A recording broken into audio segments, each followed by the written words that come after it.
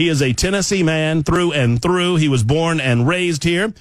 Jay St. Clair is a legal mind par excellence. He is my life consultant and my gambling buddy, an occasional golfing buddy, and we welcome him to the radio show this afternoon. Jay, as I like to do, I have a question for you to start off. Yes, sir. How you doing, Jay? If I were any better, I mean just a little bit better, I would be Coach Tony Vitello. No, or this was a hard choice. Or Melinda Burke. Melinda Burke. Yeah, one of the players' moms. Oh, okay. And she is hilarious. You know, they got this thing where they got the daddy hats, which I don't really like. It's kind of showing out. You know, when you hit a home run, they wear a daddy hat. Uh-huh. Well, she's got a mommy hat. So it's a home run. She puts on her mommy's hat. The weekend, by the way, I should note, Jay and I have been having these weekly visits for, probably going on 2 decades now. Yeah, close to 20 years. It's right. Almost 20 years that we've spent our Fridays together. And some of the weakest sauce St. Clair has ever brought to the table is I ask him for predictions, and he tells me that Tennessee's going to hit a home run. I mean, Jack. Did you see, Matt, they said at all-time NCAA, this has never happened in the history of college baseball. They have 5 players on that team that have hit 20 home runs. That's pretty impressive. That's impressive. It's fun. Well, and they're taking on, what, A&M? Is that right? Yeah, and Chuck's going nuts. My son's going nuts. You know, he went to a Tennessee baseball camp at Knoxville when he was 11 years old. That's how long he's been following Tennessee baseball. That's pretty cool. That's pretty cool. Yeah. Well, I mean, it's going to be a lot of fun. What, first game tomorrow? Is that right? Yep, tomorrow evening. Yeah, it's a 2 out of 3 with Texas A&M. And, so Saturday and Sunday, and then if there need be, the rubber game will be Monday evening. Look, I'm rooting for Rocky Top, Jay. I'm a volunteer. When it comes to that matchup, I'm a volunteer man through and through. I've told all of the volunteer folks around the radio station, anybody that'll listen to me in Nashville, Tennessee, that I want the Tennessee Volunteers to win this championship because they need a championship somewhere because they sure as hell not going to win one in football. I figured there was going to be something. You know, but I got to be honest with you, it was hard not to say Bryson DeChambeau. Did you say he apparently was in Nashville yesterday? No, he's at the Live Golf Tournament is in Nashville this weekend. Okay, so that's why he's there. So he's walking around. It looked like Lower Broad. He's just carrying his U.S. Open trophy around with him. Look, that guy made it. There was a minute. I can't not like him. And there was a minute where some folks were saying, no, he's not. He's a weirdo, and he's, the mad scientist, and he's unlikable. And maybe he was early on, but he has gotten rid of all of that. He is a man of the people. And let me tell you, Jay, beyond his ability on a golf course, which is, obviously pretty good, he has learned. It goes back to, I'll tell you this. You might not remember this, but I sure do. One of my favorite movies is The Right Stuff. You remember The Right Stuff? Oh, no, absolutely. Yeah. NASA. Oh, yeah. NASA astronauts. And it was about the Mercury program and the space race, right at the beginning of the space race. And there's a time where the astronauts are kind of trying to get back a little bit of their power from the engineers, a lot of these German engineers. And he said, and one of the astronauts, I think it was, I forget who it was, but he said, "Do you know what makes this bird go up?" And the German engineer said, "Well, I mean, the analysis of propulsion alone would take it." He goes, No. Funding makes this bird go up. No Bucks and no Buck Rogers. And he said, if you don't want us to go out and talk to these people, he's pointing to the press. He said, if you don't want us to go out and tell the press what you're doing, we'll get our hatch with explosive bolts or whatever they were looking for. The point is this, that it's all about the people and the money. And Bryson DeChambeau has learned that it's about the people. Yeah. And I think what he is doing is going to change the nature of golf. And here's what I mean. that he's broken down this nonsense. And I don't blame Tiger Woods for this, but I think of Tiger Woods where he would never look at people when he was playing. Right. He, back in his prime, he was so focused and zoned in that he wouldn't acknowledge the fans. He wouldn't acknowledge the crowds. Bryson's like the opposite of that. Well, he's Arnold Palmer. Oh, that's good. Yes, that's good. That's good. That's good. Yeah. Well, groundskeeper's son. Well, I don't feel a bit bad for Rory McIlroy. I just don't. It's our trophy. We need to keep it here. Well, look, they both played the same golf course, and the better man won. Well, there you go. Kind of like last weekend.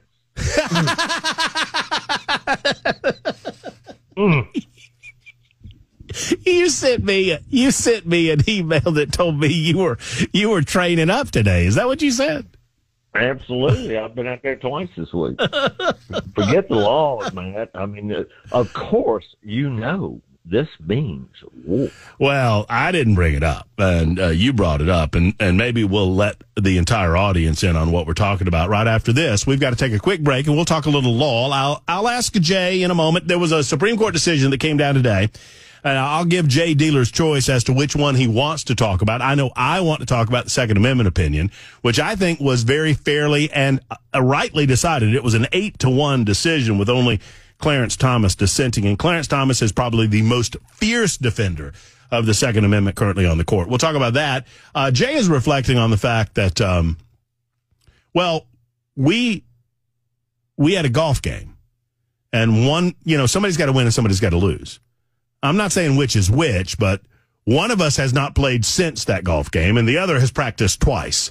If you have any legal questions, is what I meant to say, get them in here at 615-737-9986, 615-737-WWTN, via the membersnutrition.com super text line, best way to do it. You can also call, and we'll get those questions answered as time allows. Kathy writes in and says, Matt, would you please tell Jay? Jay, are you listening? Yes, sir. You here? Matt, will you please tell Jay? And Kathy's one of my favorite listeners. She is loyal as the day is long, Jay. She's here every day. She responds. She talks to us on the membersnutrition.com super text line. And she wants you to know that her Aggies are going to win. So there you go. So, well. Does she talk a lot or just about baseball? I think she just means in life in general that the Aggies are going to win. Because I don't. I'll say this. I have no idea who's going to win and who's going to lose. But I know this. If the Aggies are going to win, they better be ready to score some runs. Because the Volunteers are going to score some runs. It's just great. Jay, dealer's choice on these Supreme Court rulings. I'm interested in that Second Amendment deal, but anything catch your fancy? Absolutely. Yep. No, it's great. So 8-1, it seems like, for me, look, I understand that we have Second Amendment absolutists, and, maybe we call Justice Thomas a Supreme Court Second Amendment absolutist. But I understand that some folks are going to get heartburn over this, but the courts have consistently stated, and this kind of confirms it, that there are certain things that you can do to present a real and present danger to the public that gives the society that you live in the ability to take away your guns for a little bit. Yep. Yeah, so let's talk about this absolutist thing. The English language, you and I and Richard, also called His Honor, Judge, we're talking about this. I mean, the English language is very imprecise, man. I mean, linguists will tell you that, not lawyer people. I mean, people that study languages. It's a pretty imprecise language. The well-regulated militia being important in the country, the right to keep and bear arms, the right, that's the key word, shall not be infringed.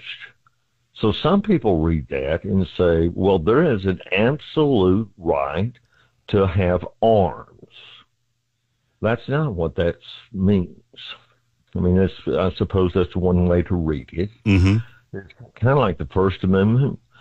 Congress shall make no law abridging the freedom of speech. No law. Hey, Bill, how many laws do you think Congress has passed that limits or prohibits certain types of speech? More than they should have. That's a great answer. And the answer is there are many such laws, and they are constitutional. And I tell my students this in my law school class. So no, the word no in the First Amendment does not mean no. That's why people hate lawyers.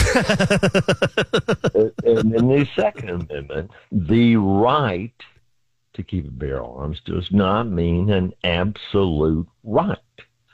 When those words were written, the people who wrote it understood that there were some limitations on the right to keep and bear arms. And so the right they were talking about was not an absolute right. It was the right that kind of existed at common law. And so that's all the kind of the lawyer part of it. So let's talk about the real world. Somebody commits a mass murder. Well, let's say the shooter out in Las Vegas. When he killed like 60 or 70 people, right, with a gun. And let's say he serves his prison sentence and is released. Should he be allowed to own a gun? That's my first question. Yeah, most people would answer that question. Of course not. Yeah, most people are going to say no, right? But for obvious reasons. Should anybody have a right to carry a machine gun on an airplane? And most people would say, no, it's probably a bad idea. Exactly. And so the right is not absolute.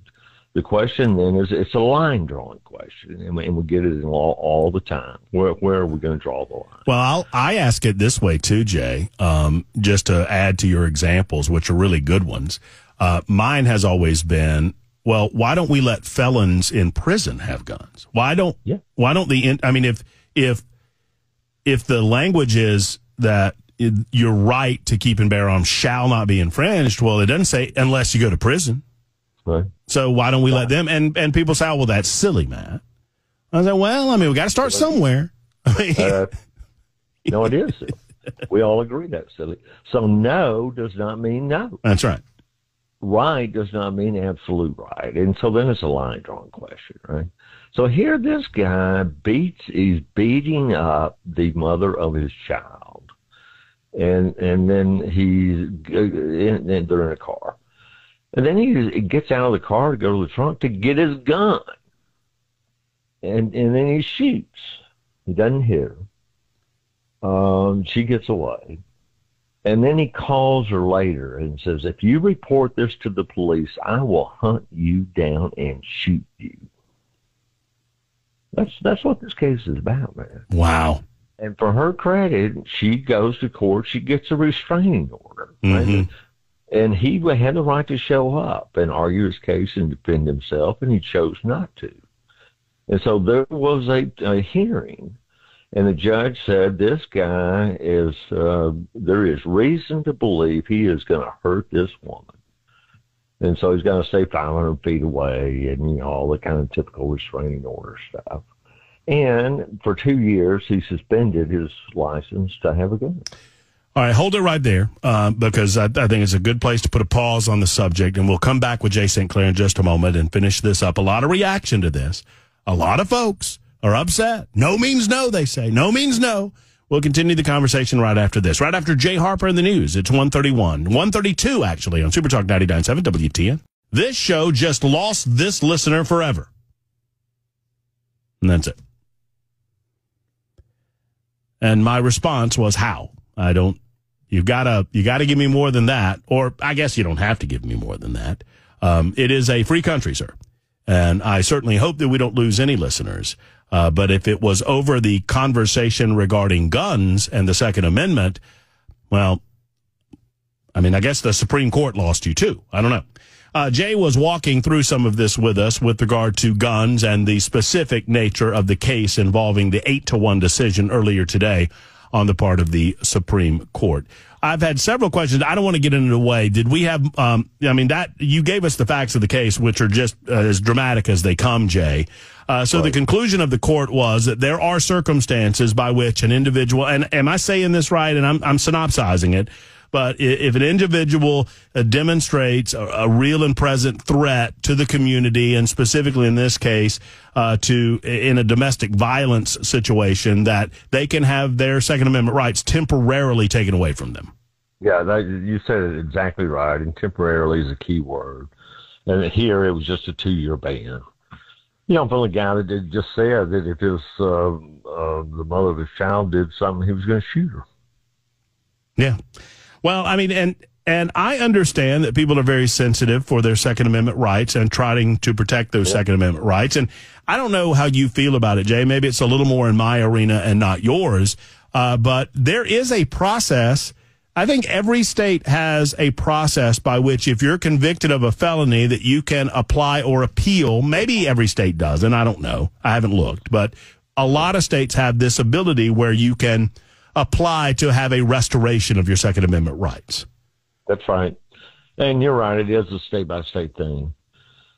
It's not easy. It's probably, easier in some states than others. But, yes, that's exactly right. And, you got to ask the question, well, if somebody was convicted of a felony that was not violent in any way, then, well, why should they lose their Second Amendment rights? I think the court would look at that one very closely.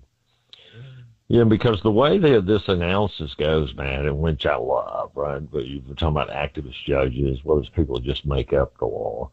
Well, here's what they've decided about the Second Amendment in other parts of the Constitution as well. They're going to interpret it in the way that the people that wrote it meant it. This originalism idea. Mm-hmm. And so what they do is they go back to the 1700s and look at, well, were there any laws in place back then that said that violent people can't have weapons? And it turns out there were a lot of such laws. And so they said, well, then that defines the words the right. Mm-hmm. It was an absolute right. And, the right, you don't have that right if you're a violent person.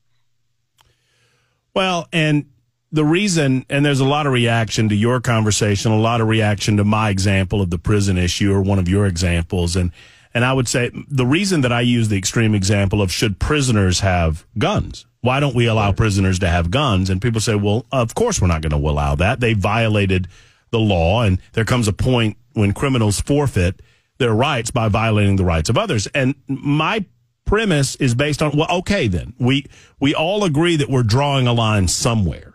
Exactly. Now we've gone from zero to something. Right. That's the biggest step to take. Once we can all agree that, okay, you're right. There are some circumstances where some person can lose his right to own a gun. Well, that's the biggest step to take. What's the old story where the guy runs into a lady at a bar and says, would you sleep with me for $1 million? Oh, no. I suppose I would. And he says, well, would you sleep with me for $100? Sir, what kind of woman do you think I am? Well, man, we've established that. We're just haggling over now price. We're just haggling on price. That's great. Well, that's right. And if you come at it from that, right, where you're not going to draw that hard line, and maybe some do, I don't know, well, then you recognize that it's just a matter of degrees. And this person that seems way, way over there in their perspective on gun rights in America, let's get them closer. Let's see how close we can get before we dig our heels in and say no more. Right. And I think that's what America is all about. And I know it doesn't do us very much good on talk radio sometimes to be that way, but I believe in that we can draw in the political left far more doing it that way than just digging our heels in and deciding that we can't talk to them anymore about these things. Right. No, I'm with you 100%. Jay, a serious question coming in from Jason, and that's not like him on these serious questions. He's one of our favorite super texters, but he does have a serious question, and it leads me to my next question of you. Okay. Have you looked at this Louisiana law that was signed by the governor, and regarding the Ten Commandments at all? Yeah. And what do you think's going to happen there? Because I have a hard time believing the Supreme Court's not going to frown on this, but maybe they won't. Who knows? Well, we have a lot of experience with that in Alabama. The Chief Justice of the Supreme Court put up a Ten Commandments monument in the judicial building in Alabama. A federal judge said that was unconstitutional. He ignored that order. Yep. You remember that? Yeah. Roy Moore. And, I have not looked at the details. The details really matter. Because if they handled it in a really clever way, it has to be almost like a little subterfuge, Matt, where they're presenting it as historical and not religious, and they put it alongside a lot of other things. They might squeak by, but if you just posted the Ten Commandments up in any kind of public building, the federal courts are going to say that you can't do that. That violates the First Amendment. You're trying to establish a religion, and the First Amendment prohibits the government from establishing a religion.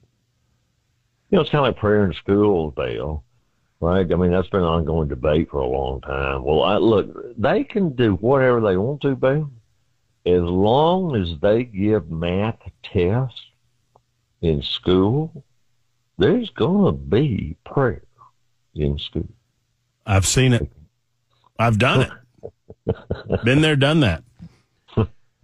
Well, and but the issue is it being governed or being led by the school, though, right? That's right. Well, that's right. Prayer in school. And my thing, I stand by what I said in 2003 when the Roy Moore Alabama Judicial Building situation was ongoing. That I find it far more important that young people are walking into schools with the Ten Commandments in their heart than if there is a poster with the Ten Commandments on the wall. And you don't get Ten Commandments in your heart through state-run education. You get that starting in the home. And we need more of that. And that's up to us, not up to them. All right. Jay, can I these are my favorite questions that we get on a weekly basis. So I'm going to rapid fire them. Jason from Clarksville writes, can I file a lawsuit against Exxon for causing the climate crisis? I'm hot in places that I shouldn't be. Hey, Bill, why don't you take that one? Tell him what two things you need to file a lawsuit. He needs to get himself a crayon and then send me $400. Bill, you got the makings of a good lawyer in you. Just needs to cut that hair. Number two, please ask Jay, can I sue an administrator from Facebook for slander or libel? You want to give that one to Bell too, Jay? Yeah. Hey, Bell, let's see if you go 2 for 2. Yeah, Bell, what do you got? Crayon, $400. There you go. And this one is a more serious nature, and I want to say a thank you on behalf of this listener, because the listener has written us back. Hold on, dadgummit, I lost it, Bell. Get it back up to the top of the page if you can, because I lost that comment. There's just been too many coming in. See if you can't find it and get it back up to the top of the page. Which one was it? It was the gentleman that had lost his son that had written us. You know, the one that you pointed out to me? In the meantime, do you, Jay, obviously this thing, the Louisiana court case, it's going to become a court case, right? I mean, obviously, these various organizations, Freedom from Religion and all that, they've already indicated that they will file.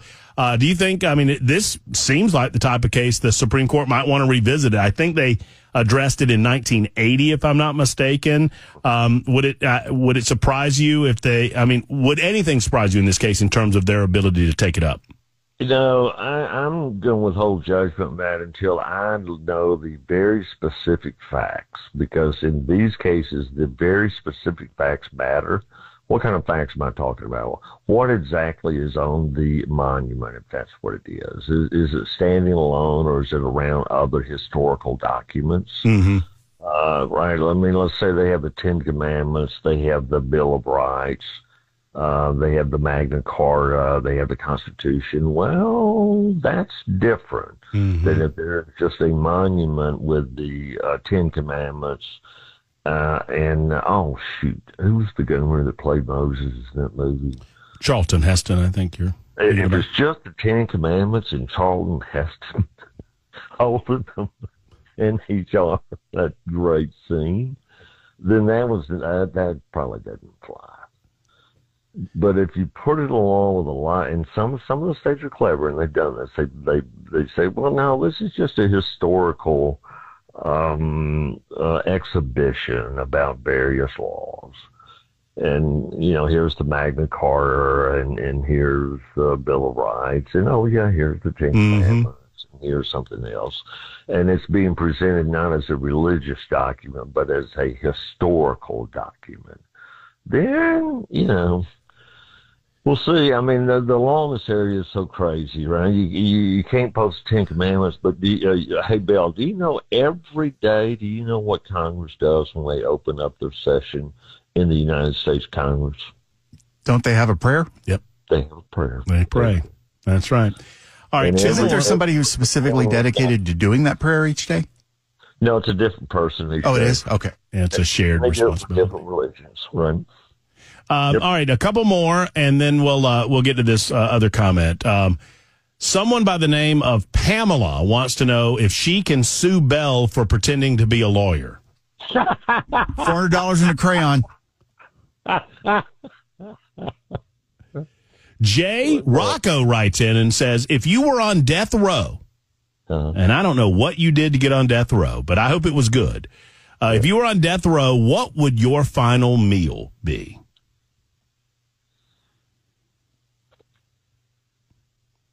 I think we finally stumped St. Clair. Final. That's a really good. Yeah. I thought this was a no-brainer, but I guess you got off steak night. So no, I was just about to say, yeah, it would have been easy 10 years ago, but taste changes. It would be probably a Red Lobster seafood. Oh, jeez. Sampler. You're just trying to trigger me. Sampler. No, because I would want some crab meat. I love Alaskan key crab meat. Love crab meat. And well, let's go to Red Lobster by all means. Well, we better hurry up. There's not going to be many of them left. And let's end it with this, Jay. You had we had a correspondence with a gentleman, and I'll read you this initial correspondence, and I'll read you the follow-up. It said, my son passed away unexpectedly May 18th. Hospital sent him home in March after a week's stay with blood sugar over 1,100. And I read you the entirety of this passage a couple of weeks ago, I think it was, maybe last week. And he has written back and said, Matt, I'm the father that texted you and Jay last Friday, Jay, about my son's passing. I got in touch with the attorney Mr. Jay hooked me up with, got the ball rolling. It was too far for him, but he has now told me what to do. Just wanted to thank you and Jay so much. He was only 30 years old, just taking it day by day now and waiting on the autopsy. Thank you both again. I wanted to relate that to you, Jay. No, I appreciate that. He seemed like a really terrific guy. And I put him in touch with frankly, the best trial lawyer in Alabama. And I figured that David, his name, might not handle the case in Tennessee, but he would know the best person to send it to. He's like the top of the top, Matt. It's, kind of like, well, the only team to ever have 5 guys hit 20 home runs. That's a great. That level of exclusivity. All comes full circle, my friend. I bet they'll go down to Broadway, down to Lower Broad if they win the championship, too, like Bryson DeChambeau did. Jay, have a great weekend. I hope you hit them straight and not in the woods. Thank you, buddy. Thank you. We'll talk to you again soon. There's Jay St. Clair, our good visit with him on these Fridays. FRI Jays, we call them. It's 1:55 on Super Talk.